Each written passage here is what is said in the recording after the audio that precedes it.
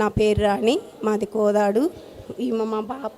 మరి 3 సంవత్సరాల పిల్లలు లేరు. బాగా థైరాయిడ్తో మేము ఈ స్థలానికి వచ్చినప్పుడు అయ్యగారి ద్వారా ప్రార్థన చేసినప్పుడు దేవుడు గొప్ప కార్యం చేసి పెద్ద పాపనిచ్చాడు.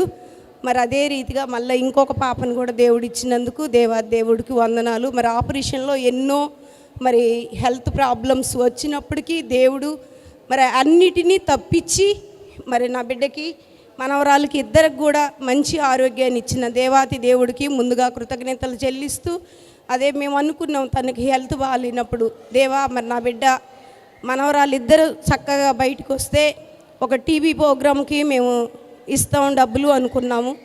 దేవుడు అదే రీతిగా తల్లిని బిడ్డని ఇద్దరిని కూడా క్షేమంగా మాకు ఇచ్చిన దానిని బట్టి వందనాలు చెల్లిస్తూ, మరి ఇది 5వ నెల అండి. అదే రీతిగా మరి పెద్ద పాపకి అనుకోకుండా పోయిన నెలలో మరి పిడిసి వచ్చి సడన్గా పడిపోవటం జరిగిందండి.